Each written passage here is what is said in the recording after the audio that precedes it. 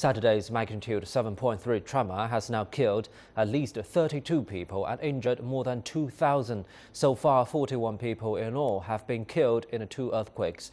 Saturday's tremor caused widespread damage to roads and buildings, including the 400-year-old Kumamoto Castle.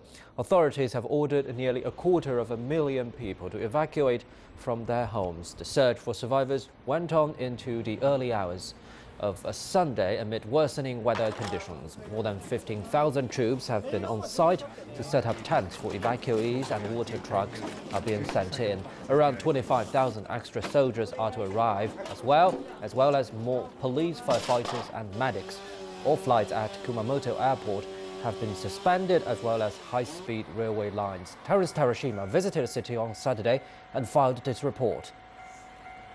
I'm in central Kumamoto city at the moment, only about 10 minutes walk from the castle and nearby the station. It's usually quite lively on Saturday nights with people enjoying their drinks along that street over there. But as you can see, many of the buildings inside the city is also crumbled and being cordoned off, and many of the people are spending their nights in evacuation areas. And also equally many are sleeping in their cars at the side of the road, and especially people in Masaki town, where the epicenter is. And I've went to the Masaki town earlier on, and it was pretty grim.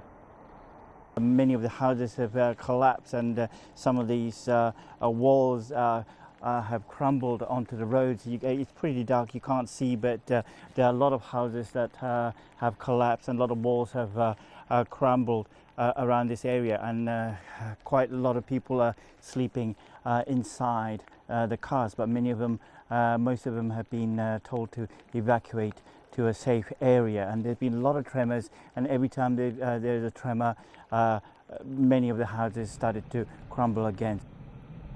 I'm standing in the rain at the edge of the Masaki town, where the fault line is running from northeast to southwest, and where the epicenter of some of the quakes were reported, and where the most casualties are reported in this series of quakes in the last 2 days. Now the road's blocked off because of the collapse at the roadside.